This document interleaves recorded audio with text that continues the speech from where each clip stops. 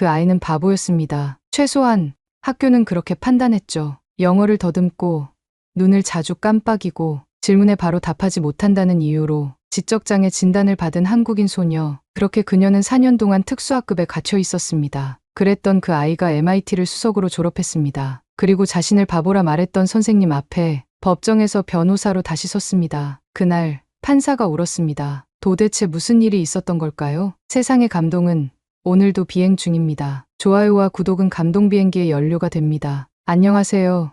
제 이름은 정하윤입니다. 지금은 많은 분들이 제 이야기를 알고 계시지만 불과 10몇 년 전만 해도 저는 그저 문제아였어요. 아니, 더 정확히 말하자면 장애아였죠. 1998년 8살 때 부모님을 따라 미국 미네소타주 세인트폴로 이민을 갔습니다. 한국에서는 그저 조용한 아이였을 뿐인데 미국에 도착하자마자 모든 것이 달라졌어요. 영어라는 전혀 다른 언어의 세계에 던져진 느낌이었죠. 하윤, 이건 아포이야. 애플이라고 따라해볼래? 선생님의 말에 저는 그저 눈만 깜빡였습니다. 입을 열면 한국말만 나왔고 영어는 그저 소음처럼 들렸어요. 발음이 어눌했고 말을 할 때마다 제가 뭔가 잘못하고 있다는 듯한 친구들의 시선이 느껴졌습니다. 쟤 왜 저렇게 말해?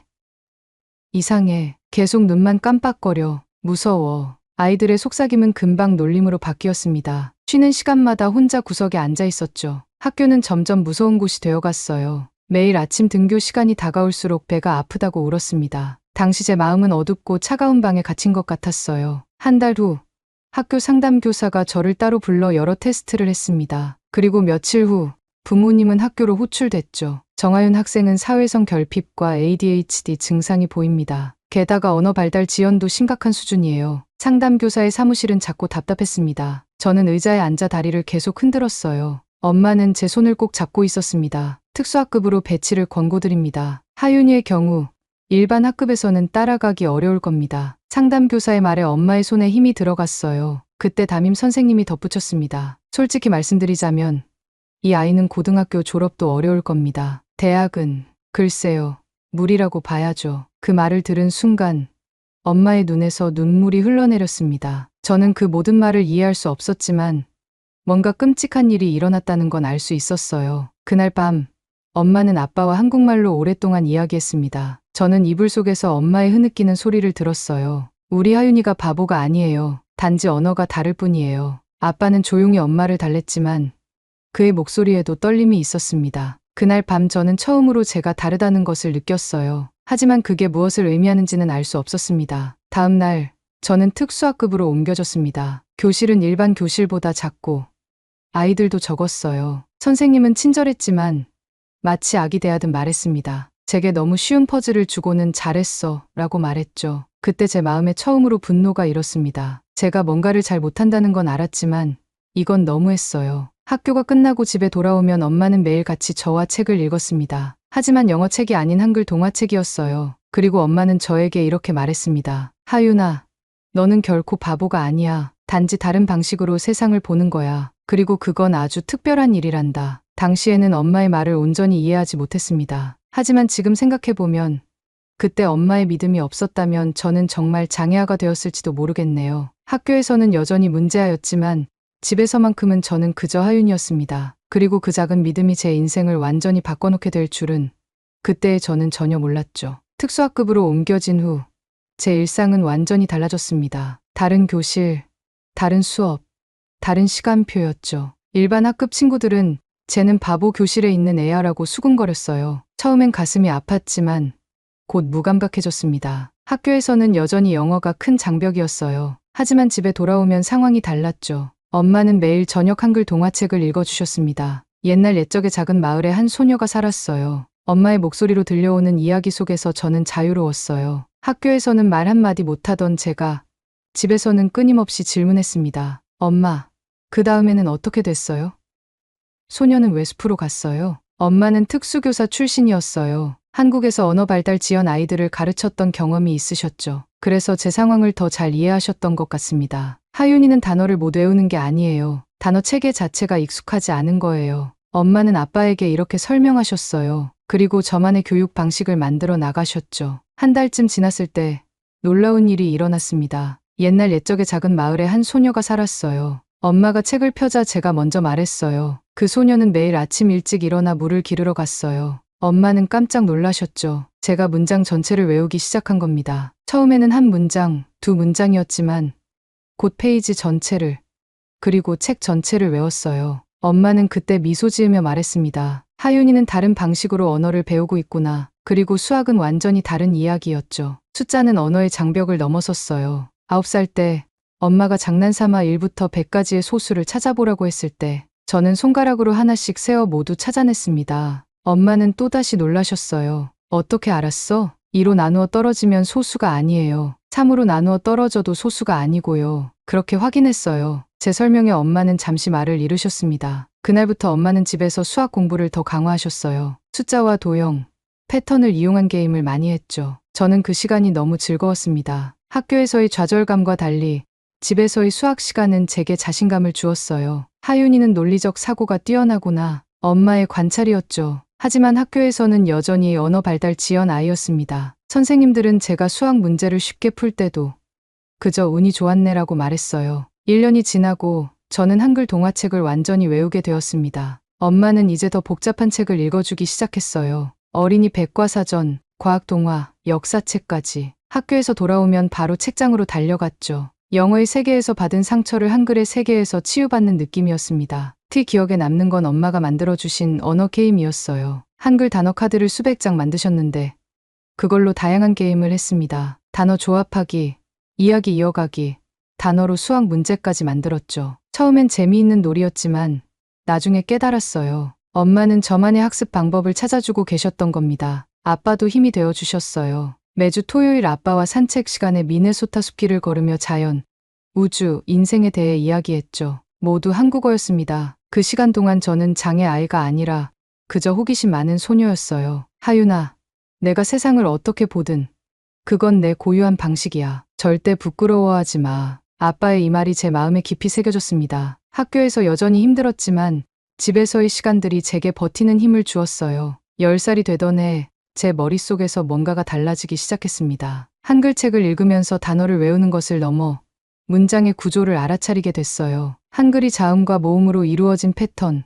문장이 주어와 서술어로 나뉘는 규칙, 이런 것들이 제게 명확하게 보이기 시작했죠. 엄마, 한글은 블록 같아요. 조립하면 단어가 되고 단어를 조립하면 문장이 돼요. 엄마는 제 말에 놀란 눈으로 바라보셨어요. 제가 언어를 그저 외우는 것이 아니라 규칙 체계로 이해하기 시작했다는 걸 느끼셨나 봅니다. 그날부터 엄마는 한글 문법을 더 체계적으로 가르치기 시작하셨죠. 하윤아, 한글은 논리적인 언어야. 자음과 모음이 만나서 소리를 만들고 그 소리들이 모여 의미를 만들지. 저는 한글을 마치 수학 공식처럼 접근했어요. 가나다라는 더 이상 외워야 할 글자가 아니라 논리적인 구조를 가진 기호였죠. 영어가 여전히 혼란스러웠던 반면 한글은 점점 더 명확해졌습니다. 학교에서는 여전히 특수학급에 있었지만 조금씩 변화가 생겼어요. 수학 시간에 저는 다른 아이들보다 훨씬 빠르게 문제를 풀었습니다. 특수학급 선생님은 제게 더 어려운 문제를 주기 시작했죠. 하윤, 이건 6학년 수준의 문제야. 한번 풀어볼래? 저는 고민 없이 문제를 풀었습니다. 숫자와 기호는 언어의 장벽을 넘어선 제 안전한 영역이었어요. 선생님은 점점 더 놀라는 표정을 지었고 마침내 학교 수학 교사와 상담을 했습니다. 이 아이는 수학적 사고가 매우 발달했어요. 특수학급보다는 수학만큼은 일반 학급, 아니 상위 학급에서 배우는 게 좋을 것 같습니다. 11살 때 우리 가족은 한국을 방문했어요. 엄마의 친구 중 한 분이 초등학교 선생님이셨는데 제가 수학을 좋아한다는 이야기를 듣고 영재교육원 테스트를 권하셨죠. 그냥 경험 삼아 해보자는 생각이었습니다. 시험장에 들어갔을 때 저는 처음으로 편안함을 느꼈어요. 모든 문제가 한글로 적혀 있었고 그 문제들은 제게 마치 오래된 친구처럼 느껴졌습니다. 2시간 동안 저는 완전히 문제 해결에 몰입했어요. 결과는 충격적이었습니다. 상위 0.2%. 시험을 주관한 교수님은 엄마에게 이렇게 말씀하셨죠. 정하윤 학생의 수학적 사고력은 놀랍습니다. 특히 추론 능력이 뛰어나요. 단순 암기가 아니라 구조적 이해가 탁월합니다. 그 말을 들은 엄마의 눈에는 눈물이 고였어요. 제가 장애아가 아니라는 걸 엄마는 항상 알고 계셨지만 이제 객관적인 증거를 얻은 셈이죠. 미국으로 돌아간 후 엄마는 제 영재교육원 결과를 학교에 보여주셨어요. 처음에 학교 측은 반신반의했지만 수학 교사는 제게 기회를 주기로 했습니다. 저는 수학 시간만큼은 일반 학급에 참여하게 됐죠. 계산 능력만 빠른 줄 알았는데 논리와 추론까지 완벽하네요. 수학 교사의 말에 다른 선생님들도 점점 제게 다른 시선을 보내기 시작했어요. 영어로 의사소통은 여전히 어려웠지만 숫자와 기호로는 완벽하게 소통할 수 있었으니까요. 그때 저는 처음으로 깨달았습니다. 제가 지적장애가 있는 게 아니라 단지 언어의 좌표계가 다를 뿐이라는 거요. 한국어의 논리적 구조가 제 사고방식을 형성했고 그것이 수학적 추론으로 이어진 거였죠. 아이는 바보가 아니라 언어의 좌표가 다를 뿐이었습니다. 나중에 제가 논문에 썼던 문장입니다. 그때의 저는 이 깨달음이 얼마나 중요한지 몰랐어요. 하지만 이 순간이 제 인생의 전환점이 될 줄은 11살의 저는 전혀 예상하지 못했습니다. 그 뒤로 제 삶은 빠르게 변화했습니다. 영재교육원 테스트 결과를 바탕으로 학교는 저를 수학과 과학 과목에서 상위 반으로 올려주었어요. 언어 문제는 여전했지만 숫자와 공식으로 이루어진 세계에서는 제가 자유롭게 날 수 있었죠. 중학교에 올라갈 때쯤 저는 특수학급에서 완전히 벗어났습니다. 엄마가 학교와 끊임없이 상담하며 저를 위해 싸워주셨거든요. 영어는 여전히 제 약점이었지만 이제는 적어도 기본적인 의사소통은 가능했어요. 그리고 수학과 과학에서는 학년 최고 성적을 유지했습니다. 14세 고등학교에 진학했을 때 저는 AP 과정을 모두 수강했어요. 다른 친구들이 한 과목, 두 과목 들을 때 저는 5과목을 들었죠. 모두 수학과 과학 관련이었습니다. 영어 작문은 여전히 어려웠지만 문제풀이와 논리적 추론에서는 누구보다 뛰어났어요. 하윤, 너희 사고 방식은 정말 독특해. 다른 학생들은 문제 앞에서 질문하지만 너는 답을 찾아가는 과정 자체를 즐기는 것 같아. 수학 교사가 제게 해준 말입니다. 그때 처음으로 제 다름이 약점이 아니라 강점이 될 수 있다고 느꼈어요. 한국어와 영어를 오가며 형성된 제 두뇌는 문제를 여러 각도에서 볼 수 있게 해주었죠. 16세에 저는 고등학교를 조기 졸업했습니다. SAT 수학에서 만점을 받았고 영어 부분에서도 예상보다 높은 점수를 얻었어요. 영어 논술도 꽤 우수했죠. 물론 문법은 완벽하지 않았지만 제 생각을 논리적으로 표현하는 능력은 인정받았습니다. 대학 지원 시즌 저는 모든 명문대에 지원했어요. 하버드, 스탠포드, 프린스턴. 하지만 제 첫 번째 선택은 MIT였습니다. 특히 MIT의 법과 AI 전공 통합 프로그램에 지원했어요. 법학과 인공지능의 교차점에 관심이 있었죠. 어째서냐고요? 제 경험이 이유였습니다. 잘못된 판단으로 인한 피해를 알고리즘으로 줄일 수 있을까? 이것이 제 연구 주제였어요. MIT 입학 에세이의 제목은 이랬습니다. 나는 지적장애였습니다. 하지만 시스템이 틀렸습니다. 8살 때의 경험부터 시작해 한국어를 통한 학습, 그리고 제가 발견한 다른 사고방식의 가치까지 솔직하게 썼어요. 에세이 마지막 문장은 이것이었죠. 제가 MIT에서 배우고 싶은 것은 단 하나입니다. 어떻게 하면 다름을 결함이 아닌 다양성으로 인식하는 시스템을 만들 수 있을까요? 결과는 기대 이상이었습니다. MIT뿐만 아니라 지원한 모든 대학에서 합격 통지를 받았어요. 특히 MIT에서는 장학금까지 제안했죠. 나중에 알게 된 사실이지만 교수진 회의에서 제 서류가 상당한 논의를 불러일으켰다고 해요. 이 학생은 그 자체로 한 편의 논문입니다. 우리가 찾던 바로 그 다양성이죠. MIT 입학처장의 코멘트였습니다. 합격 통지서에는 짧은 메모가 함께 왔어요. 하윤, 당신의 이야기가 MIT를 변화시킬 수 있기를 기대합니다. 그렇게 저는 17세에 MIT 신입생이 되었습니다. 처음 캠퍼스에 도착했을 때의 느낌을 아직도 잊을 수 없어요. 벽돌로 지어진 웅장한 건물들, 세계 각국에서 온 학생들, 그리고 끝없는 가능성이 느껴지는 공기. 8살 때 대학은 무리라고 들었던 제가 이제는 세계 최고의 대학에 서 있었죠. 입학식 날 엄마와 아빠는 눈물을 흘리셨어요. 제겐 그저 새로운 시작이었지만 부모님께는 긴 여정의 결실이었죠. 엄마는 제 손을 꼭 잡으며 말씀하셨습니다. 하윤아, 여기서 내 이야기의 다음 장을 써나가렴. 그리고 정말로 MIT에서 제 이야기의 새로운 장이 시작되었습니다. MIT 캠퍼스에서의 첫 해는 적응의 시간이었습니다. 처음으로 저는 다름을 부끄러워하지 않아도 되는 환경에 있었어요. 다양한 국적, 배경, 사고방식을 가진 학생들 사이에서 저의 독특한 경험은 오히려 관심의 대상이었죠. 내가 두 언어 체계 사이에서 어떻게 사고했는지 정말 흥미로워. 그런 경험이 어떻게 수학적 사고에 영향을 미쳤을지 궁금해. 컴퓨터 과학 수업에서 만난 친구 레이첼의 말이었어요. 처음으로 제 경험을 결함이 아닌 독특한 강점으로 보는 사람들을 만났습니다. MIT에서는 모두가 각자의 방식으로 특별했어요.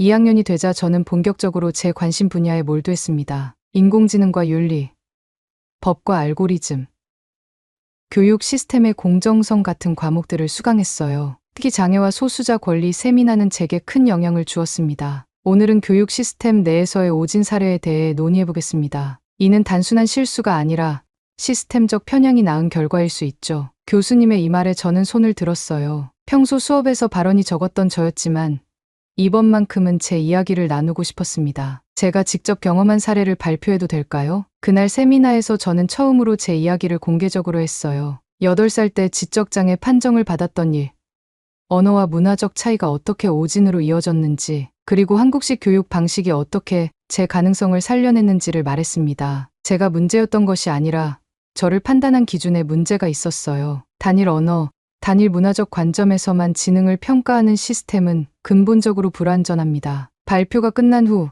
교실은 잠시 침묵에 빠졌어요. 그리고 갑자기 모두가 박수를 치기 시작했습니다. 교수님은 눈물을 글썽이며 제게 다가왔어요. 하윤, 당신의 이야기는 우리가 배우는 이론을 가장 강력하게 입증하는 실제 사례입니다. 이것을 더 많은 사람들과 나눌 수 있을까요? 교수님의 제안으로 제 발표는 녹화되어 학교 내부 교육 자료로 활용되었어요. 그런데 예상치 못한 일이 일어났습니다. 누군가 그 영상을 유튜브에 올렸고 불과 일주일 만에 조회수가 100만을 넘었어요. 댓글창에는 비슷한 경험을 한 사람들의 이야기로 가득 찼습니다. 저도 이민자 자녀로 ADHD 오진을 받았어요. 언어 장벽 때문에 지적장애로 분류되었던 제 동생 이야기와 너무 비슷해요.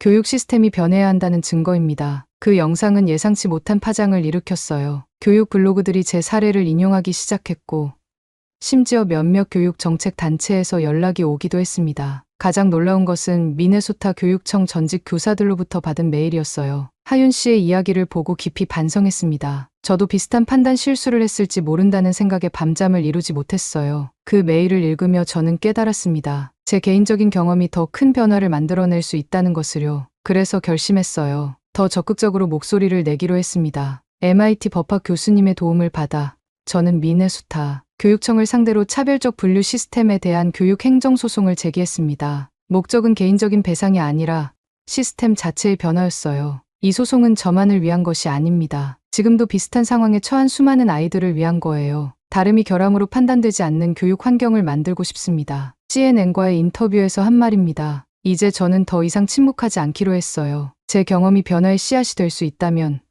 기꺼이 그 씨앗을 심고 싶었습니다. 소송을 제기한 지 6개월 후 드디어 첫 재판이 열렸습니다. 미네소타 주립법원의 웅장한 법정에 들어서는 순간 가슴이 두근거렸어요. 평생 잊지 못할 순간이 될 거라는 직감이 들었죠. 저는 검은색 정장을 입고 변호사 옆에 앉았습니다. 맞은편에는 교육청 관계자들이 자리했어요. 그들의 표정에서 긴장감이 느껴졌습니다. 이 소송이 단순한 개인 사례를 넘어 전체 교육 시스템에 영향을 미칠 수 있다는 것을 그들도 알고 있었겠죠. 미네소타 교육청 대 정하윤 사건, 재판을 시작하겠습니다. 판사의 선언으로 재판이 시작됐어요. 처음 몇 시간은 양측 변호사의 모두 진술로 진행됐습니다. 제 변호사는 제 사례가 단순한 실수가 아니라 시스템적 문제라고 강조했어요. 하윤의 사례는 빙산의 일각입니다. 매년 수많은 이중언어 사용 학생들이 잘못된 판단으로 교육 기회를 박탈당하고 있습니다. 이어서 저는 증인석에 섰습니다. 과거의 경험을 다시 이야기하는 것은 쉽지 않았어요. 하지만 제 목소리가 필요하다는 걸 알았죠. 떨리는 목소리로 시작했지만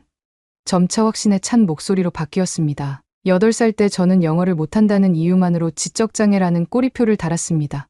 그 판단 하나로 제 교육 경로가 완전히 바뀌었어요. 재판장은 깊이 고개를 끄덕이며 제 이야기를 경청했습니다. 그리고 제게 몇 가지 질문을 던졌어요. 당시의 결정에 대해 어떤 감정을 느꼈나요? 지금 돌이켜보면 어떤 평가 방식이 더 적절했을까요? 저는 감정보다는 사실에 기반해 대답했습니다. 통계 자료와 교육학 연구를 인용하며 다문화 학생들에게 적용할 수 있는 대안적 평가 방식을 제시했어요. MIT에서 공부한 교육 정책과 인공지능 윤리 지식이 큰 도움이 됐죠. 그때 예상치 못한 순간이 찾아왔습니다. 피고 측 참고인으로 제 초등학교 시절 담임 선생님인 캐서린 피터슨이 법정에 들어섰어요. 그녀를 다시 보는 순간 8살 때의 기억이 생생하게 떠올랐습니다. 그 사무실에서 이 아이는 대학은 무리입니다라고 말했던 바로 그 사람이었죠. 피터슨 선생님은 나이가 많이 들어 보였어요. 그녀는 제게 잠시 시선을 주었지만 바로 고개를 돌렸습니다. 아마도 저를 기억하지 못하는 것 같았어요. 피터슨 선생님, 정하윤 학생에 대한 당시 평가를 기억하십니까? 교육청 변호사의 질문에 그녀는 자신 있게 대답했습니다. 그 아이는 자폐 성향이 뚜렷했어요.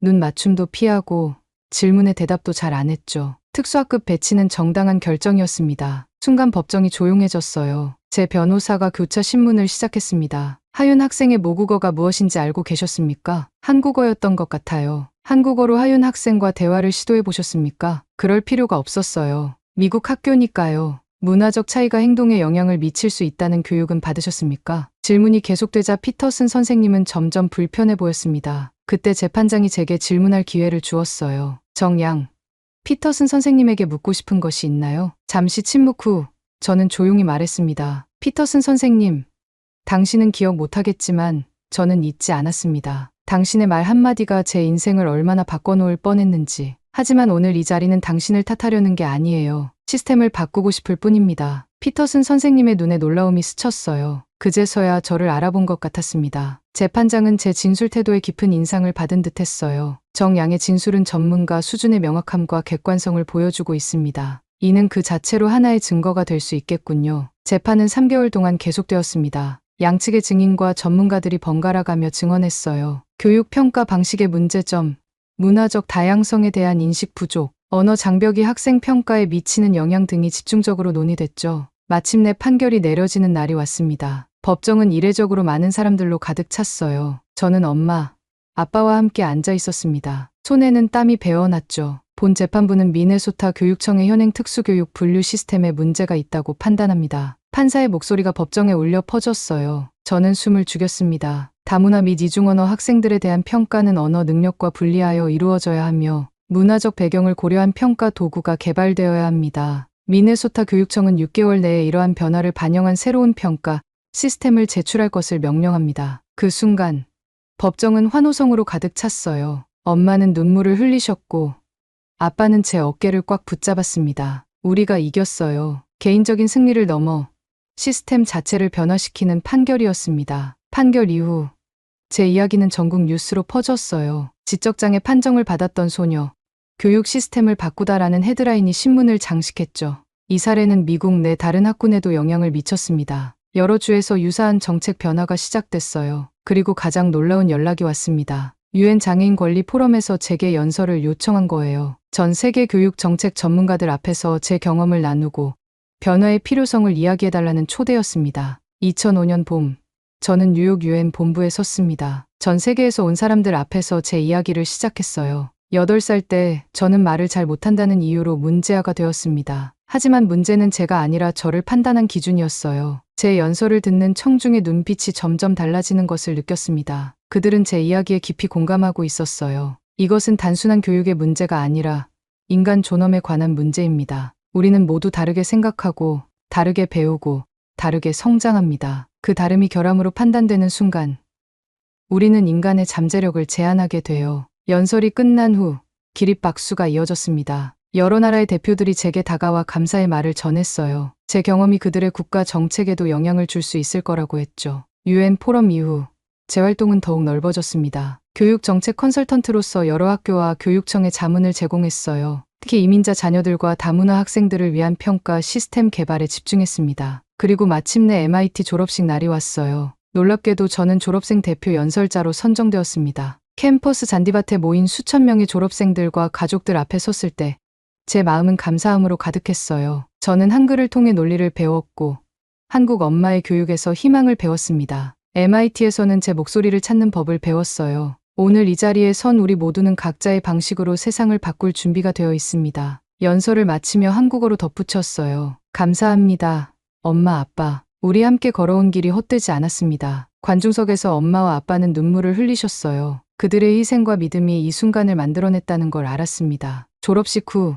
MIT 총장이 제게 다가와 말했어요. 하윤, 당신의 이야기는 MIT의 역사의 길이 남을 겁니다. 당신이 바꾼 것은 교육 시스템만이 아니라 우리가 다름을 바라보는 방식 자체예요. 그 말을 들으며 저는 제가 얼마나 멀리 왔는지 새삼 느꼈습니다. 대학은 물이라는 말을 들었던 그 소녀가 이제는 세상을 변화시키고 있었으니까요. MIT 졸업 후 저는 교육 정책과 인공지능 윤리 분야에서 활동하기 시작했습니다. 제 경험과 학문적 배경을 결합해 더 공정한 교육 평가 시스템을 만들어가는 일이었죠. 특히 AI를 활용한 학생 평가 방식의 문화적 다양성을 반영하는 연구에 집중했어요. 졸업한 지 1년 후 CNN에서 교육 불평등을 극복한 청년 10인으로 저를 선정했습니다. 인터뷰 중 기자가 물었어요. 하윤 씨는 왜 이런 활동을 계속하나요? 이제는 성공한 사람인데 과거를 뒤로하고 앞으로 나아갈 수도 있잖아요. 그 질문에 저는 잠시 생각했습니다. 그리고 마음속에서 나오는 진실된 대답을 했어요. 지금도 전 세계 어딘가에는 바보라고 불리는 아이들이 있습니다. 단지 그들이 다르게 생각하고, 다르게 표현하고, 다르게 배우기 때문에요. 제가 그들의 목소리가 되고 싶습니다. 그 인터뷰 이후 더 많은 기회가 찾아왔어요. 한국과 미국을 오가며 교육정책 자문위원으로 활동하게 됐습니다. 서울대학교에서는 다문화 교육과 AI 특강을 열기도 했죠. 한국 방문 때마다 감회가 새로웠어요. 제 뿌리인 이곳에서 이제는 변화를 만들어가는 사람으로 돌아왔으니까요. 2008년 제 첫 책 바보라 불린 천재가 출간됐습니다. 책에는 제 이야기와 함께 교육 시스템의 변화를 위한 제안이 담겨 있었어요. 미국과 한국에서 동시에 출간된 이 책은 베스트셀러가 되었고 여러 언어로 번역됐습니다. 한국 교육이 한 소녀의 인생을 구했다. 뉴욕타임스의 서평이었어요. 많은 사람들이 제 책을 통해 한국식 교육의 장점과 한글의 논리적 구조에 관심을 갖게 됐습니다. 그런데 책이 출간되고 몇 달 후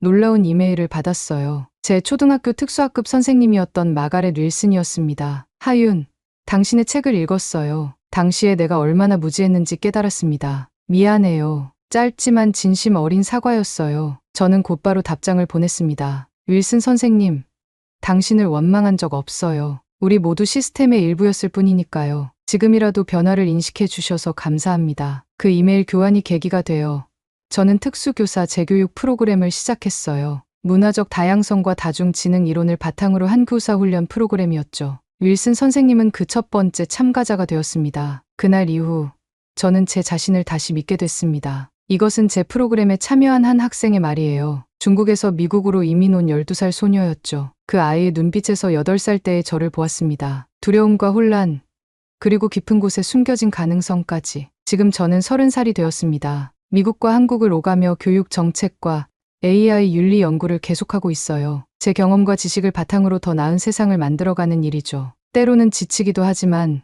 그럴 때마다 8살 때의 저를 떠올립니다. 이 아이는 대학은 무리입니다. 그 말이 틀렸다는 것을 증명한 여정이었어요. 몇 년 전 미네소타에 제 모교를 방문할 기회가 있었습니다. 학교는 많이 변해 있었어요. 이제 그곳에는 문화 반응적 교육이라는 새로운 프로그램이 있었고 다양한 배경을 가진 학생들을 위한 맞춤형 평가 시스템이 도입되어 있었습니다. 교장 선생님은 제게 특별한 제안을 했어요. 하윤 씨, 우리 학생들에게 당신의 이야기를 들려주면 어떨까요? 그렇게 저는 제가 바보라고 불렸던 바로 그 학교에서 이제는 영감을 주는 연사로 섰습니다. 강당에 모인 아이들의 눈빛에서 희망과 가능성을 보았어요. 여러분, 누군가 넌 할 수 없어라고 말하더라도 그것은 그저 하나의 의견일 뿐입니다. 여러분의 한계를 정하는 것은 오직 여러분 자신뿐이에요. 그날 강연을 마치고 나오는 길에 한 어린 소녀가 제게 다가왔습니다. 한국계 미국인이었죠. 저도 언어 때문에 힘들어요. 그런데 오늘 선생님 이야기를 듣고 용기가 생겼어요. 그 순간